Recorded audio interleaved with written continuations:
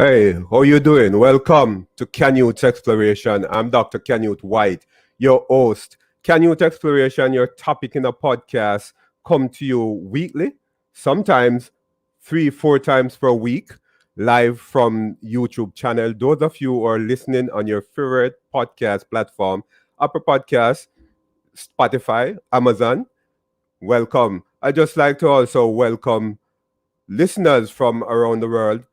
We realize that there are persons listening from the United States, naturally, Jamaica, because you know I'm Jamaican, Canada, the UK, France, Germany, Ukraine, Spain, Australia, other parts of the world, Switzerland, let me call Switzerland, St. Lucia. Welcome to you. And you will enjoy our guest today. We'll be talking about money. We'll be talking about wealth in a sense, because when you talk about wealth, not necessarily money, but it could be other assets. But money is something that we usually look at as it relates to wealth. Today's episode is brought to you by Shop Posh Libra. Shop Posh Libra is a Jamaican company online fashion store. Visit them, follow on Instagram, Shop Posh Libra, WhatsApp 876-292-4255. Delivery service available. Shop Posh Libra, fashionable essential. Also brought to you by Deliver Drive. Deliver Drive Jamaica Limited provides personal and corporate delivery around Kingston and St. Catherine. WhatsApp 876-403-1924. Deliver Drive. Leave the journey to us. I have a question to ask you, my audience, and I'll follow up by asking my guest as well. I'll be introducing my guest here shortly. What's your favorite color? We all have a favorite color. If you say you don't have a favorite color, that's not true. Well, my favorite color appears to be blue. I've been singing the blues for the longest while. I attended St. Patrick's Primary in Waterhouse. Was in the blue house there. You know, those sports house, thing. I was in the blue house.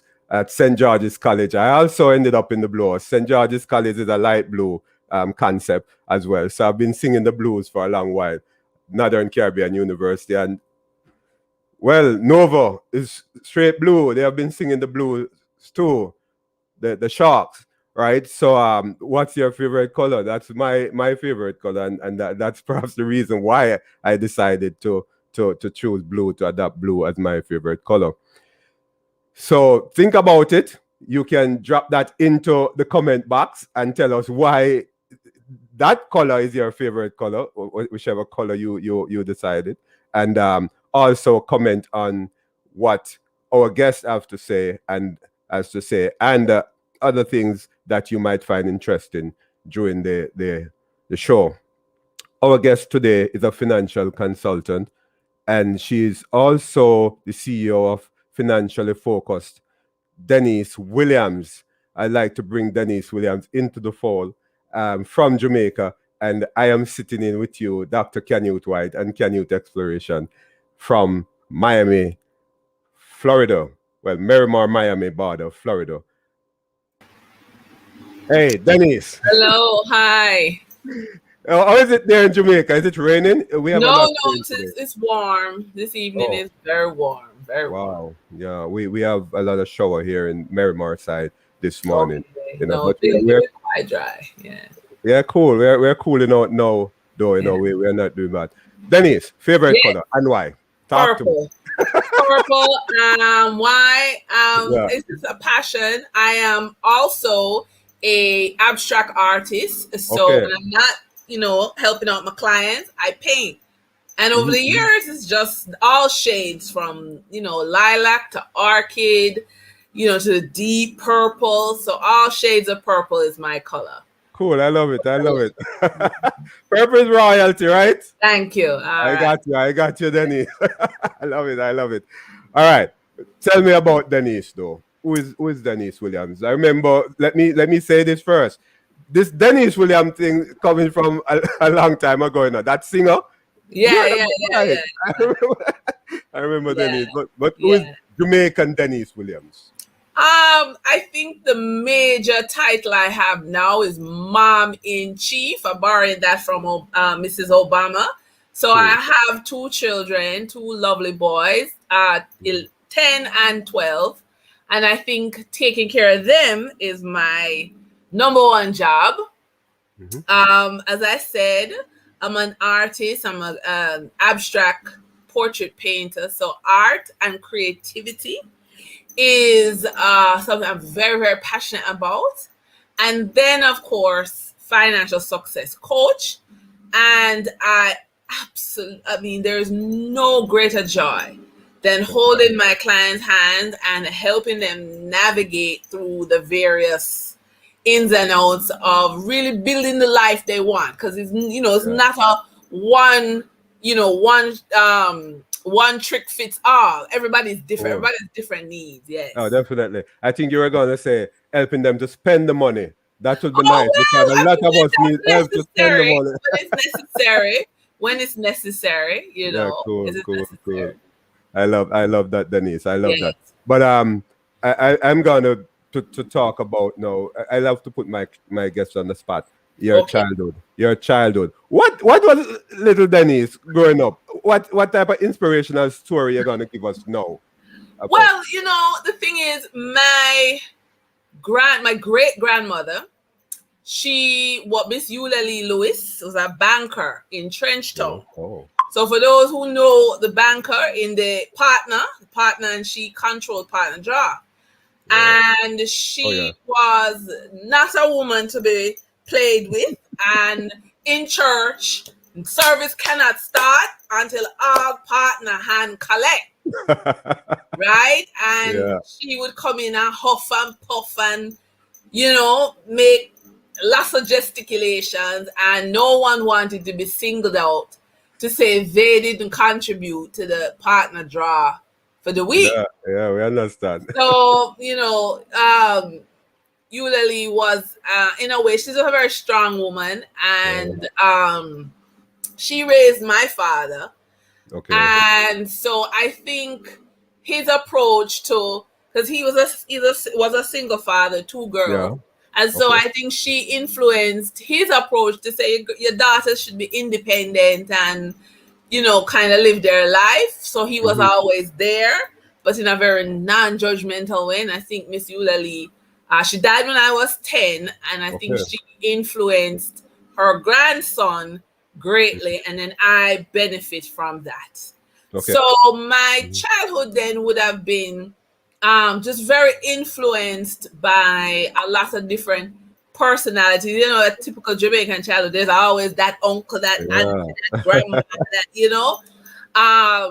so I had a lot of characters in my childhood, a lot of financial disasters. My great would have been, my father was the historian, and so he shared how his grandfather or his great grandfather was from Highgate St. Mary, and was a chemist, which was the term for pharmacist in those days. Right. And however, he was a ladies' man. And so being a ladies' man, being the chemist in Highgate St. Mary, of course, in those days, again, another historical fact that maybe influences me today, Black people in Jamaica were not allowed to have bank accounts in the early 1900s. So all the money was kept in the house. And so one day, a husband was not pleased with my great-grandfather's carrying on with his wife and set fire to the house, the chemistry, which would be the pharmacy. Everything went. So the horse and buggy went, the house went, the money went, everything went. And so Professor Williams is what he was called. He was wiped out. And I think that also influenced my father as well, in terms of, just being very careful with money, and especially be careful around people's wives. Yeah. And so a lot of that influenced me. So there's a lot of characters in my childhood. Yes. Mm-hmm. So that speaks to the passion Yes, for I think finance. so. I think That so. speaks to the passion for finance. Yeah, I mean the whole familial aspect of your life, the father, the grandmother with the partner thing, and so that drove you into finance. Yeah, You I think got a so. feel To of it. understand the need to understand. And another thing I have come to realize is that there really is a difference between the need to understand money and understand the process of money, Mm-hmm, as mm-hmm. opposed to you love money and hoard it up and hug it up and do Okay. anything to get it. There really is a difference. And where I fall and why I see myself as a helping professional is Mm-hmm. I want Okay. to understand the process. And then when I learn, I share with my clients. Yeah, I like the thing about being a helping professional because I'm a psychologist. I'm into psychology, and we call ourselves helping professional. But when you see persons like you or in finance, consultancy coming into the fold as being helping professionals, I thumbs up for that because indeed that's what you have been doing, right? You have been helping us to spend our money, to understand our money.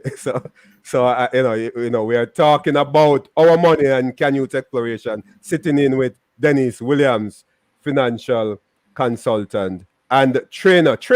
What that Yes. means in the context of you? What's going on there? Well, I mean, again, one of the things is like for I guess I could call it practice, is Mm-hmm. that there are persons who want one-to-one coaching and handheld holding and follow them to the bank, follow them Mm-hmm. to the lawyer level Mm-hmm. of service. And then there's other persons who are very comfortable in group training.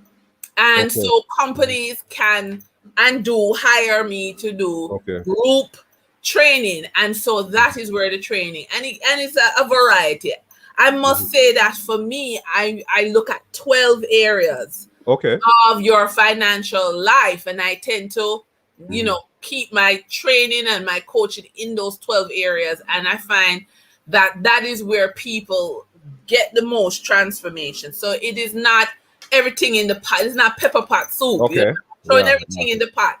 Is we do one thing at a time. So if investing is your area, insurance, real estate, credit restoration, borrowing wisely. We have a 12 series that we go through so that it can help you to identify where you're going to get the most value from working Okay. with.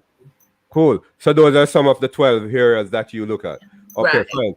Later on, we'll give you information about how you can contact Dennise Williams. But I'd like to ask you, Dennise, about this concept that I found, I guess, on your website or something. What is your why? What is that concept? Well, all right. So fast or wheel it back to 2010. I had my second child, and he was diagnosed with Down syndrome. Mm-hmm. And it was very traumatic, mainly because I didn't know what that meant, and I got a lot of loving and unhelpful, depressing advice from people who thought they were, well-meaning. And I was working full-time in investment banking at the time. And because, in I guess my background, I started to relate everything to what you're doing with your money. And I found that there wasn't much help. There wasn't much support. And even though I was in banking, because of the medical challenges of my son, he had a hole in his heart and some other challenges, I started to rack up a lot of debt related to the medical expenses of managing my son. And then, of course, also, I wasn't taking care of myself because, first of all, every young baby is up every 2 hours, but he also had a small respiratory tract, so he wasn't breathing properly. So that, added to some of the issues. So I wasn't sleeping properly at the end of the day. Yeah. And I started to think, so what am I in banking for? Because yes, you're helping clients. Yes, you want to keep the company you work for in a good position. Yes to all of that. But the question was, what am I doing here really? I started to ask, what is my purpose? Why am I here? Okay, because if I am in this situation and I am not getting the kind of help I need, good Lord, look how many other people might be in a situation same way. Because really and truly, when you go into the bank, they want to know what you have to deposit. Yeah. At the end of the day, no matter how pretty the marketing is from the corporate communication side, they just want to know what you have to deposit. Definitely. And so one of the things I had to do parenting classes for special needs. Okay. Right? So you had to learn, at least I chose, and they were offered, to learn how to be a mom of a child with special needs while being a mom to my first son. Because you don't want to leave him out either. Of course not. And so in taking these classes, so for example, of course, there's like, as you well know as a doc, there's about 750 special needs classifications. But let's say we're going into Down syndrome, which is intellectual disability as one of the manifestations of the condition. What would happen is they taught us how to, really communicate in a particular way, more verbal, more vision, so pictures and even sign language and such. And I started to think, well, if you break out this learning for parents to communicate with their children in a way, because, the position is nothing's wrong. Your child is, you don't know what to do. Yeah, definitely. Yeah. Right? You really don't know what to do. And I said to myself, well, but isn't that the same thing with the money? It's not that, I only have one income. I only have one talent. I only this. It's you don't know what to do. Yeah. And in not knowing what to do, in not having any kind of roadmap, then you beat up yourself. I'm a terrible money manager. Same way you would say, I'm a terrible mother. I would go to the parent trainings and listen to mothers talk. Some of them were suicidal because they were in a home situation where the people were unsympathetic to the child's special needs. But then again, I said, but isn't that how people are unsympathetic to your financial situation as well? Yeah. I started to kind of see in my mind where the connection is. That the same training you need, even though it's, I have children already, but you would see mothers who have 5 children and say they know what they're doing, but need training for managing a child with special needs because of entire different universe. Yeah. Same thing with the money. And that's my why, saying how you break it down so that when because when you walk into a bank, you walk into your insurance office, you walk into your investment office, or you do it all online, you're stepping into a different universe. Of course. Different universe. I get that, Dennise. Interesting. Canute Exploration, your topic in a podcast, sitting in with Dennise Williams out of Jamaica. Canute Exploration reaching out to you from Miramar, Florida. Your topic in a podcast. Dennise, I look at money. Well, most of us look at money as a piece of paper with value. I mean, sometimes we throw it away. I mean, perhaps not literally, but we misuse money a lot, I would think. But do we really know our monies? Do we really in touch with our monies? We just get it. And I would say no, because money, the word money is an umbrella for many things. Yeah. So, for example, money covers income.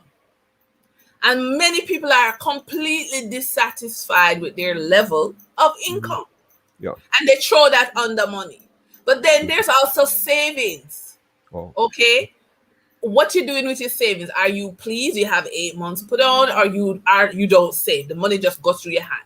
So your starting point might be your income. And then what you do with the income may reflect in your savings accounts. Okay? All of that falls under money.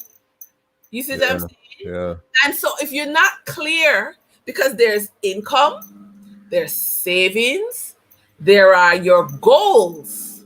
You can have someone who has a goal to buy a house, and they will eat ramen noodles for 5 years and have, maybe they don't have enough savings, income, but they have the savings.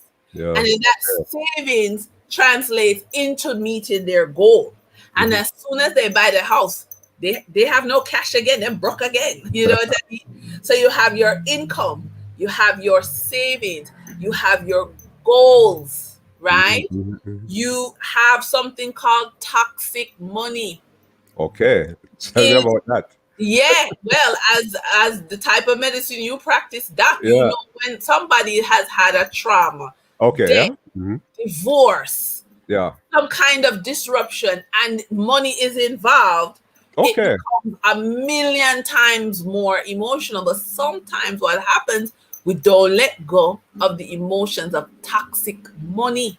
And so, for example, you're in a divorce and you are quarreling over the child maintenance. If you, what happens if a job opportunity comes? Some people don't take the job opportunity because they realize if they get a better job, it will prejudice the case in court, so they don't get the maintenance for the child. So now you sabotage your career because you're angry with your spouse over child maintenance. Interesting. That's an toxic money. I love that. And then last but not least is your assets. Yeah. Because remember, we start with our income. So this is what we earn. Savings shows what we keep. Yes? Goals talk about what we're working for. Toxic money looks at who we're upset with and how that influences how we take money and opportunities and such. And last is your assets. That is the accumulation of all of your activities with money over the years. All of that is dropped in on the money. And when somebody says they're unhappy with money, they don't have enough money, they love money, money is the root of all evil, and they go on this hamster wheel with all of these comments about money, they're usually, when they come to me for help, they're usually not clear on what they mean by money. You know, I have a client whose mother gave her such a hard time anytime she bought something for herself or received a gift from a relative. And because of that, she cannot treat herself well. She can't buy herself new clothes. She, her job, the salary is stagnant. She's just in this stuck space. So she has money for everybody else, but no money for herself. And she's stuck, and she had this breakthrough to say, oh my God. And yet I have another client whose father was, abusive, just bit and sexually abusive to her and her 4 sisters. And the result is that she doesn't pay her bills until the bank sends a bailiff after her, and it can't be a female, it has to be a male. Okay. Right? And so that's toxic money. And these behaviors impact you financially, and you say to yourself, well, I don't have enough money, my money's this, I'm bad with money with it, when it's a whole lot of other things coming in the background, influencing you each day. Hey, so much surrounded money, this money thing. Tell me though, I just like to pick you a bit, the barter system. I mean, we're living in modern time, contemporary time, but do you think the barter system have a place in today's society, a second place? I think the barter system works when you are when you're dealing with equals, to be very honest with you. And I say that meaning you will have someone who's saying, well, I have bread and then you have cheese. I don't just want to eat bread, you don't just want to eat cheese. We come together and we have cheese sandwich, and it's more satisfying. So I feel I'm getting value and you are feeling you're getting value. What I find in a lot of professional cases is someone will come to you and say, I'd like to speak to your the group. And you've spent a lot of money building this group. I want to speak to your group. And there's no exchange. It's just, I want to come speak to your group. Or somebody will say, oh, come and help me do some project. So what's in it for me? Oh, there's nothing in it for you. So barter system means you give, I give. It's not you give, I receive. So that's unfortunate. I receive and I don't give out there. So if it's giving and giving, then absolutely. Cool. Dennise Williams, out of Jamaica, financial consultant, with us on Canute Exploration, your topic in a podcast. Dennise, tips for managing money. Maybe you have mentioned a few of them before, but what else can you say? I would say that, definitely take some time to analyze the areas of money I identified. If your income is where you are dissatisfied with, how can you upskill? How can you partner to earn more income? I am not of the view to really go to work being angry with your boss and your co-workers. I don't know if that's productive. So I would really look inside of me to see how I can improve my skills. So we have income. If your savings, you're not satisfied with your savings, now we're going to have to look at your spending and your budgeting. What are you prepared to give up something? What are you prepared to do differently in order to improve your savings? If, say, debt may be an issue, do you need to hire a credit repair person or do you want to do it yourself? You're going to do it yourself? Then budget the time to work through the process. And also, I wouldn't recommend taking on more debt if debt is really what's driving you. So again, your debt now, you're going to be looking again at a budget. So see, we're back to the budget. If your issue is toxic money, if there's something happening in your life and it is related to money, whether you're divorced, there's a death, there's always issues when somebody dies, who gets what. There are other issues. So if you're angry with someone, your job, your ex-spouse, your family member, you need to get counseling for that because it influences. So no matter, you could have the best budget in the world. You could say you're just going to eat ramen noodles for the month. The anger that you're carrying, the sadness, the guilt, the bitterness, is acid. It's going to corrode all the best intentions. Okay? Yeah. I would also say if you goals, so that, my why is, my children. What are your goals? What are you working for? Are you in a space now, retirement is around the corner?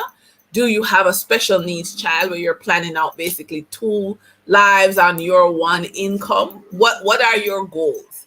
And then, of course, assets. I would say your number one asset is you.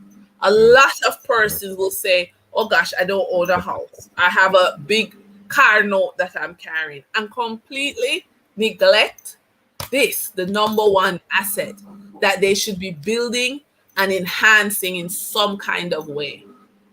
So those are my tips. So you notice that none of those tips is going to get you $500 extra. I don't like that, because there's many people out there telling you how to get a side hustle or stuff. So I would direct you to those people. My goal is to say, what do you have right now? How do you improve it? And I always start with the person. Where are their emotions? Where are their skills? Right? So many of us have jobs that we think the job is our career. Job is not your career. News flash, you are your career. Okay, then. Yeah. And so that's where I start. How are you managing you, the career? You are the career, not your job. You. Because you can be sent home any day.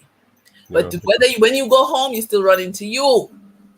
So my focus on financial success is to get in a space where you are empowered, because the money will come, the assets will come, it will come. Yeah. I'm happy you said that, because this thing about education as investment, perhaps, that's where you're moving around a bit, right? Talk to me. Do you how much do you believe in that? I would suspect that you do Oh, believe in that. I'm a zillion percent of believe in money. In education as the key to wealth. The question becomes, what type of education? Because a lot of persons leave university with a lot of student loan debt, and they're not getting the jobs they want. They're not getting the pay they want, and they're angry and disenfranchised with the system. And so the question, every question becomes introspective. What do you enjoy doing? What do you like to do? What can you do? What skills do you need? Or do you need to go back to school and say, do a short course in an area? I mean, like, for example, you may have graduated with a degree, but you realize maybe the community you live in, there's a lot of dentist offices. So you can become a dental technician in 6 months and pick up some part-time work. Yeah. So I am about being practical, finding out what kind of lights you up, what can you do. I know real estate agents in Atlanta that clean houses because they need extra money. And I don't think in this environment it's about being ashamed. It's about what you need. So if let's say you are the real estate agent, you went back to school to learn so you could pass to get your license, and now you decide you're going to clean houses. I'm sure there's training in how to do it quickly and efficiently so you can come out and move on. Right. So I would definitely say, know yourself. Know that not everybody's going to do the 4-year track and come out making 6 figures. You may need to become a mechanic. You may need to become, a chef. It's important to know the practical. I think skills training, hands-on training, and theoretical training of a university, both are necessary. Yeah, naturally so. I believe in that too. Tell me, Dennise, the COVID-19, it's upon us, and I'm not sure. We're not sure how long it will last. How would the COVID-19 affect the perception of wealth? Would people look at wealth differently? I think the first thing that the first definition of wealth that COVID has affected is your home. Okay? So your home is where, of course, you are mandated to quarantine. There are many countries where quarantine and stay-at-home orders are still in effect. So how wealthy are you in terms of the space you're in?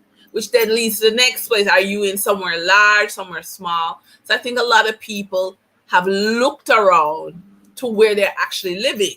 So that has definitely been why in many, many countries, real estate prices have gone up in this COVID. So real estate, I think, has, not that it was never valuable before. And I also think when you look at the eviction moratorium, what has happened is if you were around in 2008 when people were losing their houses with the health crisis that COVID represented, you could not evict people. And the banks had to work with the landlords who were not able to make payments. So you definitely saw where a lot of activities around real estate.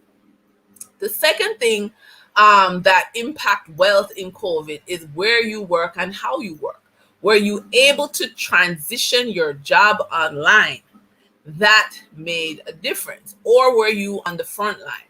That may have also impacted the perception of wealth. And even though there's this push to go back into offices, I believe how your job can be transitioned makes a difference. The third thing I would say about perception of wealth, of course, is cash. Access to cash in COVID is key. So whether it was government interventions or your own savings or cash. So I would say real estate, portability of your job, or cash. And cash. I think those are the three things. Yeah. Interesting. Look here, Dennise, we understand, especially for men. Well, I am one of those persons who had gone back to school after high school and so on for higher education. In our culture back in Jamaica and perhaps many places around the world, men usually want some quick money. They don't want to spend 6 years in school after high school. It's all about getting rich now, right? Some men really try to get rich illegally, which is wrong. We know that, right? But the whole concept in many persons' headspace, men and women, that hey, I need that money now. Don't tell me, Dennise, about get rich slowly. What are you talking about, Dennise? Talk to us. So again, there are so many training programs from cryptocurrency to day trading if you stayed in the financial realm, and in other areas where medical marijuana is a thing now, where many of our people went to jail for marijuana, and now it's medical marijuana is legal. Right. There are many pathways to get some quick cash. That's not what I teach, because I find that the quick cash, if you don't clean up the other issues, you're gonna stay on that treadmill forever. And so you're gonna always be trading your time. There's no time to let the assets work for you. And as I said, you are your number one asset. And so when you're ready to get to a point where you want all of your life experience to do something for you, that's perhaps where I would come in. Okay. So I am not the quick money person, not in the least, right? It is really about people who want to make long-term sustainable changes. They want to look at their career in a different way. They want to look at their jobs in a different way. They want to deal with toxic money and get rid of that out of their life. That's really, I had someone who came to me and said, look, I have 4 loans. My husband isn't working. If you can't tell me how to come out in debt in 5 minutes, then I don't want to hear it. I said, well, then you don't want to hear it. I can't help you in 5 minutes. I can't help nobody in 5 minutes. Definitely. So again, it's not everything is for everybody. So somebody who needs a 5-minute quick that's no. But there are persons who do that kind of coaching. I hear you talk about the stock market. I was listening. I actually have stocks, and I don't even look at it. It just I perhaps need to look at it after I leave here with you. It's growing, I suspect, but it's slow. That is why I don't even look at it. Right. Yeah, it is. So the stock market is not for someone who needs monthly money. Again, there are training. So stock options, forex trading, cryptocurrency. There are day trading for stocks. So there are platforms for somebody who is willing to do that training. Sit down in front of their computer and be very dedicated and focused. There are awesome platforms. And I wouldn't tell anybody not to do it. I wouldn't. Why do they make it so difficult, though? I mean, I have learned it through the internet and so on, but I think it is not something that people are readily understand. So they kind of shy away from it because of that sort of difficulty. What do you mean in terms of the stock market or the the stock market actually? Stock market. All right, so the stock market is really a giant puzzle, right? And you have to kind of have an understanding. So one of the first things you have to understand is what moves the stock market. So sometimes the stock market is moved by very large institutional players. Pension funds come in and they're buying millions and billions in a stock. It moved the price. Okay. There is government pronouncements. So changing interest rates, changing government, who is the president or the prime minister, those kind of changes impact the stock market. Also, what happens in other countries. So what happens in China may impact what happens in the New York Stock Exchange, right? What happens in the New York Stock Exchange may impact what happens in the Jamaica Stock Exchange. What happens on the Jamaica Stock Exchange may impact what happens in the Trinidad Stock Exchange. So there are so you have international forces, you have government forces, you have large buyers and sellers like pension funds. Right. Now you have, with social media, really strong influencers who can move stock prices. Yeah. So that's one. And so that's something you need. Also, when you look, there's different types of stocks. What kind of economy are we in? So if the economy is growing, then you can look at growth stocks or value stocks. If the economy is pretty stuck, you're going to look at cyclicals, which are, stocks that move with the up and down of the economy. You may look at, again, if the economy is not doing so hot, you may look at consumer staples, which is that people must take medicine, people must buy food, so there are certain staples that must happen no matter what's happening in the economy. So you'd want to move your money over there. Then you have your big stocks that basically don't care what the economy is happening. They are going to make money. So a Google, a Amazon, you know what I mean? You have some big stocks like that. Yeah. Then there are pretty much about 41 categories on the New York Stock Exchange of companies. Like your real estate, medical, retail, food, shipping, different categories. And in that 41 category, there are benchmarks you need to look for. So is it an education? It is. Can you hire a coach to guide you? You can. But you have to also decide on what you want. What I always tell people is, look, stick to if you are nervous about the stock market, stick to what goes in your shopping cart. Okay. But if buy ketchup, look for manufacturers of ketchup.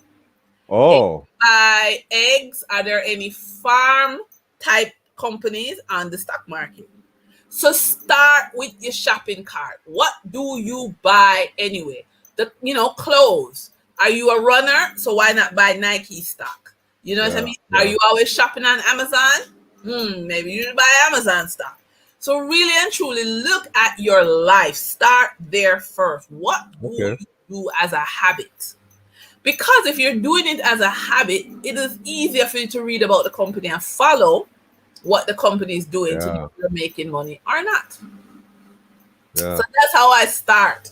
No, that's interesting. And so for clients who then want to just move from there, now, yes, so, you can hire me for, say, a 12-week training where I take you through the different elements of the stock market, the 41 categories. And then in each of the 41, we look for benchmarks so that if you like a stock, falls into this category, but it don't meet the benchmark, don't touch it.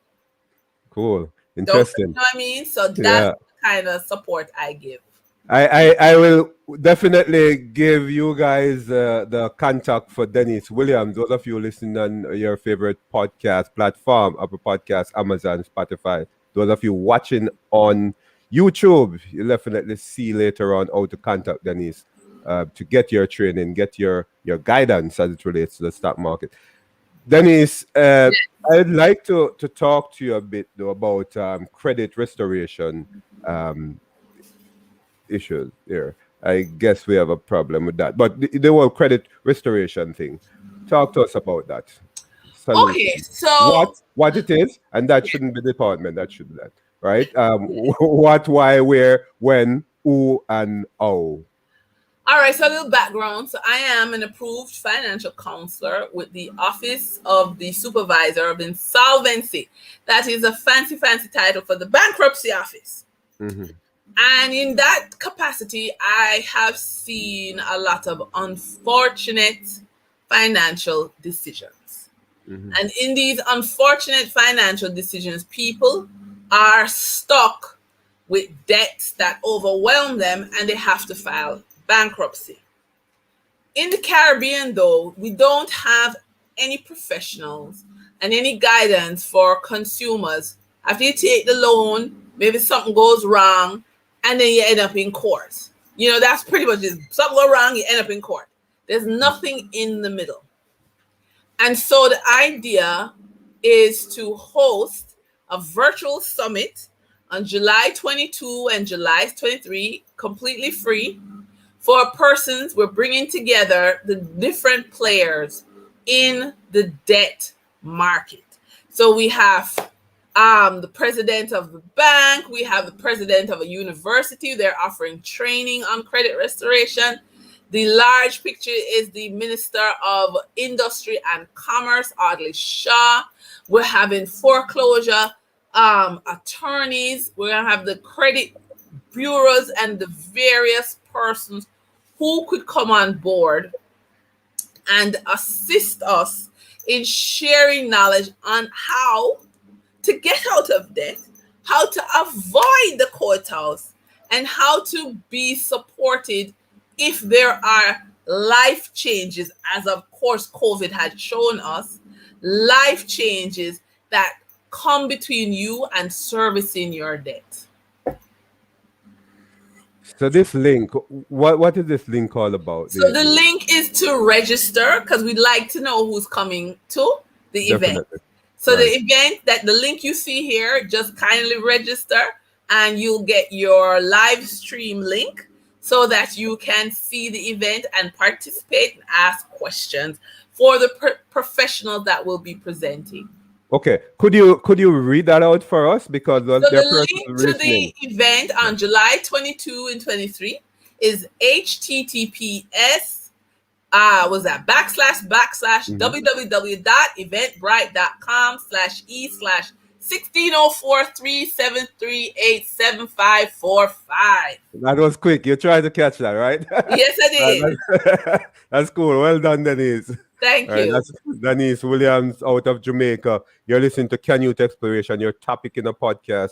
Those of you listening on your favorite podcast platform, Dennise had just read the link to the event. What's the name of the summit again, Dennise? It is the Credit Restoration Virtual Summit. You can find it on Eventbrite. The Credit Restoration Virtual Summit. When you go on Eventbrite, look for online events and you'll find us. Credit Restoration Virtual Summit. Cool. Love that. Dennise, the Caribbean Credit Repair Association. Yes. What's that? Talk to us about that. Okay, so the Caribbean Credit Repair Association, CCRA, we offer training in a variety of areas. The two flagship training programs is Credit Restoration Professional. Well, it's actually three areas.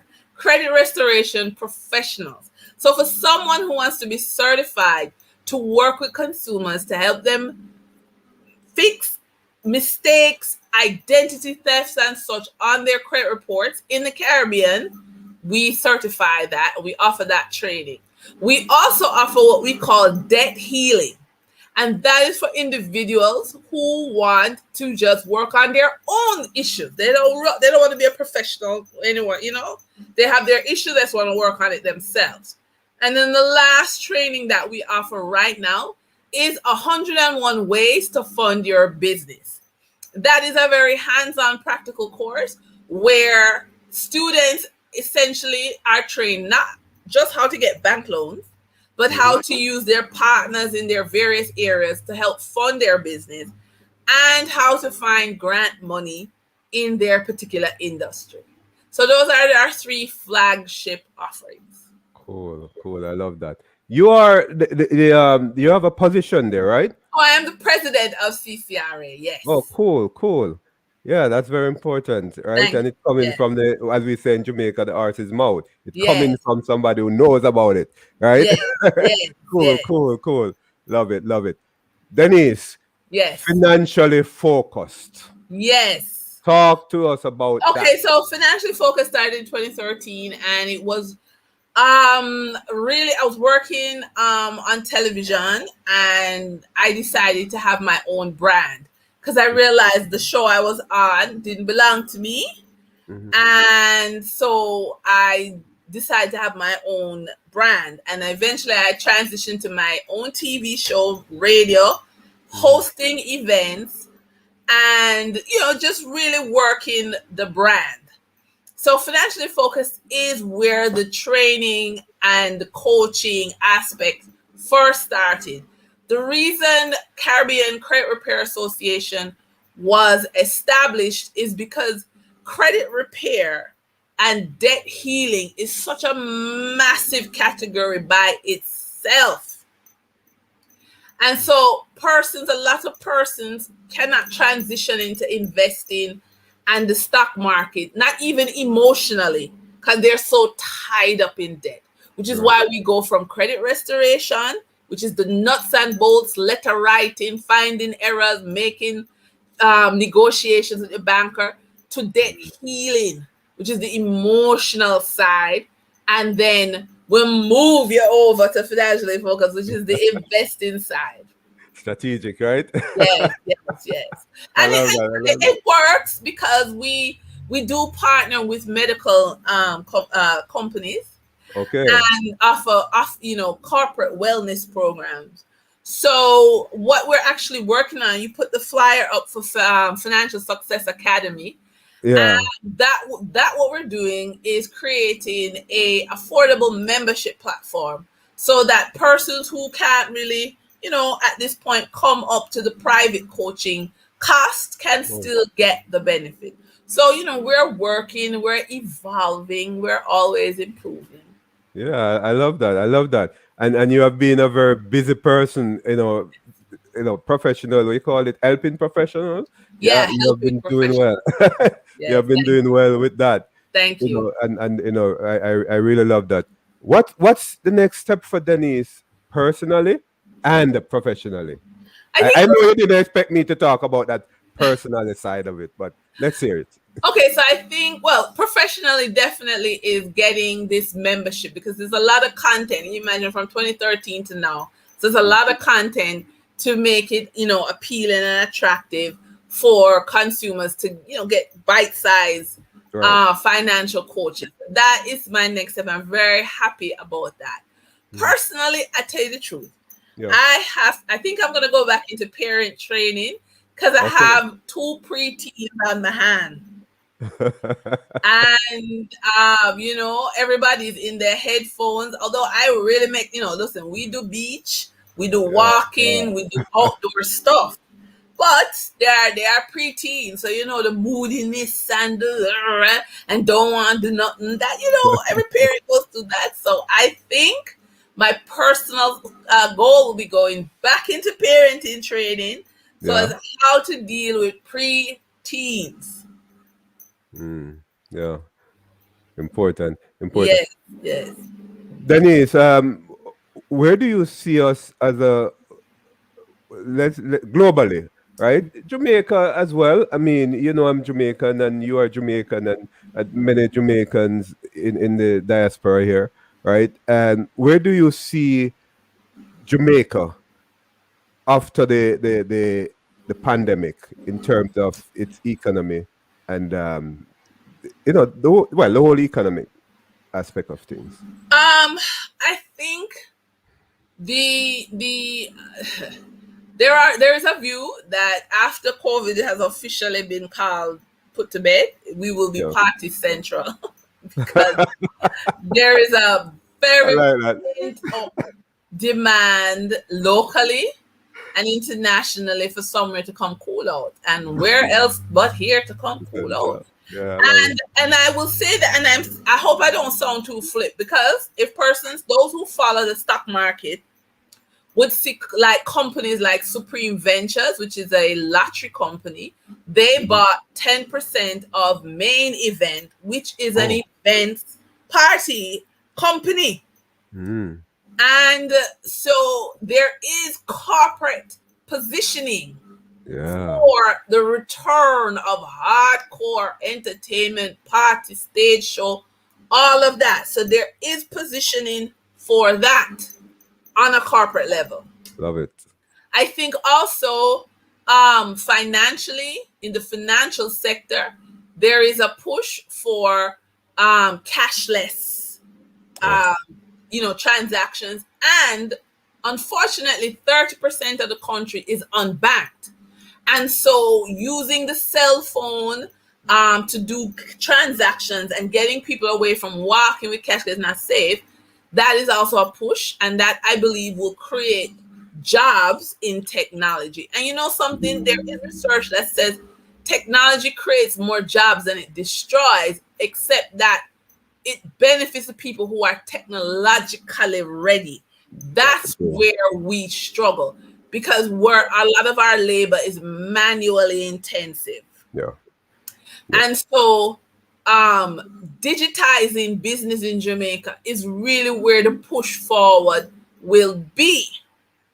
And in terms of persons who are manual based and they're just not going to become digital no matter what you do, I believe Jamaica will push for a similar infrastructure build out the way the United States is pushing, because that creates jobs. That's the fastest and easiest way to create jobs. I believe just like in the United States and UK and a lot of countries, Jamaica will continue to have uneven growth. So you will have persons and sectors who do well, and then you will have individuals and sectors that struggle.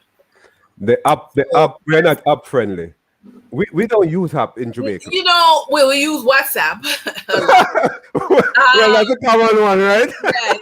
Well, look at what's happening. Look what happened this week. Last week, because it's Sunday. Last week, the big brouhaha here was Uber. Uber came, and for those who are who understand Jamaican currency, a taxi from the airport to Halfway Tree would have been $3,500 under normal circumstances. Uber is $971. Oh. Yes. So Uber says if your vehicle is 2010 and old, and younger, all you gotta do is scan your car documents. 2 weeks ago, if you wanted to be in the taxi service, you spent 8 hours at the transport office with your documents stamped by 10, 15 different people. So there has been in this 1 week, there has been a gigantic, seismic shift in the transportation industry. I need to come down there and see what's going on. Yes. I mean, okay, cool. So again, someone said to me, right now we're in a space where a lot of things have changed and people don't even know. So the question is, what's going to happen to these taximen who price their life around the rates they're getting? And they had wanted an increase. Uber came, slash it by a third. So it is something that we're in change. But again, just look at the United States, look at UK, look at the countries in which persons who are able to make a shift, they're good. If you're in the US and you're a waitress, COVID was cruel. Okay. But if you are able to stay at home and work online and talk the way we're talking and still get paid, life is beautiful. Yeah, definitely. But Dennise, the taximen in Jamaica, this Uber, the entrance of Uber, and the problem that is, I'm saying problem, perhaps it's not too many people, right, that it has created. What is going to happen to these taximen? They're going to be out of jobs. What would be your advice to them as a financial person? Well, as a financial person, my advice to them would be to face your reality. Absolutely face your reality. It is either you're going to upskill your customer service. So the people who want to stay with you and want to pay your rates, they are now your treasure. How do you treat them not as faceless bodies in your vehicle, but as a treasure trove, because they can go out there and pay 1/3 what they pay you? substitute. Yeah. Yes. So if I were the Minister of Transport, it's time for customer service training. 100%. Yeah. Customer service. The thing is, what I think a lot of people don't realize is that females are the disproportionate users of taxi service in Jamaica. And if you and the drivers are disproportionately male. Yeah.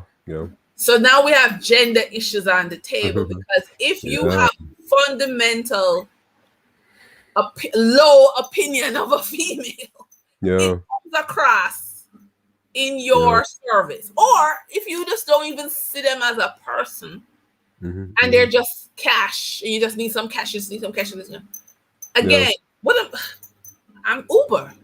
Yeah. So for me, if I had to say, what is your number one investment right now as a taxi man?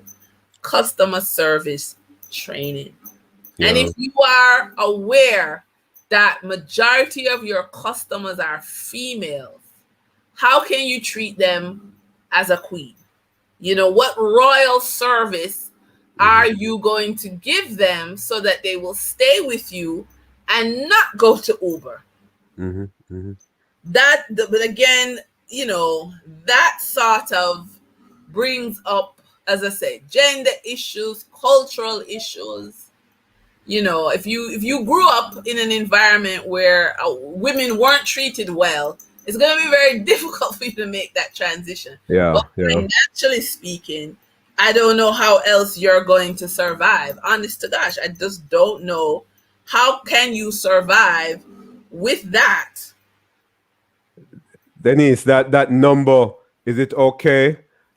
That is, that's my numbers. Yes, it is. Can you read it out for those persons listening? Okay, if you wanna talk to me about financial success coaching, you can call me at 876-824-7712 or 876-409-5116. You can also WhatsApp me. Okay. And also there is a Facebook page, right? Yes, so you can look for Caribbean Credit Repair Association on Facebook, and you will be able to leave a message and we will get back to you. Subscribing to the YouTube channel, your YouTube Absolutely. So youtube.com/financially focused. Definitely. I post a new video at least once a week. You'll get access to all the training. I talk about stocks. I talk about debt. I talk about variety of services, of investment options and debt management options. Absolutely. Yeah, I was watching some of your thing today. I mean, I love it. Oh, thank you. Thank you very much. Yeah, you were at CVM. I was. Yeah. That was some 2 years ago, right? Yeah, thereabouts. Yeah. Yes. Okay, cool. Right. Look, Dennise. Yes. This thing about, I just wanted to spend 5 minutes with you to ask you this, right? You went to an all-girls school, did you? No. I went to high school in America. Okay. It was a co-ed thing. Yes. Right. There was a discussion. I'm just putting you on the spot just now. There was a discussion about all-boy, all-girls school as we know it in Jamaica, right? Yes. And the fact that persons who attend these schools have challenge relating to members of the opposite sex. Okay. I'm just throwing that out to you, just for a quick push on that. What do you think? Because going to an all-boys school, you are not seeing boys around you that much. Sorry, girls around you that much. And so, in terms of having lunch at school with a female and having that sort of conversation, when you become an adult, according to discussion we were having, it becomes challenging for you. And the other way around, to the flip side. Give me your take on that a little before I leave you. Woo! You know what? Before the whole boys and girls school, it's your home environment. I really think so. Okay. So, the challenge is so many of us don't come from loving environments, and then you go to school and it just reinforces whatever you see. So I would more start with the home. as opposed to because I went to co-ed, and in having a co-ed education, I saw bad treatment of boys and girls. Yeah. So the idea that all boys school, you're not distracted, and an all girls school, you're not. It's possible. Again, I'm more about your home and then how you see the world, perception. Cool. So the school helps, but I really think how you see the world impacts your how you treat the other gender. Yeah. Cool. Yeah, big up St. George's College. I mean, I am balanced, but I was just asking the question, St. George's. I mean, you have done well for me, right? Right. Right. Hey, Dennise, it was so nice talking with you. I hope that you come back again to talk about different things. Yeah, not necessarily finance, because I think you have a wealth of knowledge about many things, right? So I will touch base with you, Dennise. Yes. Nice to have you on yes, absolutely. All right. So we'll talk and do the rest of your day.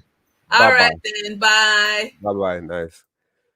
That was Dennise Williams out of Jamaica on Canute Exploration, your topic in a podcast. She is a financial consultant, financial coach. Her number 876-824-7712, 876-409-5116.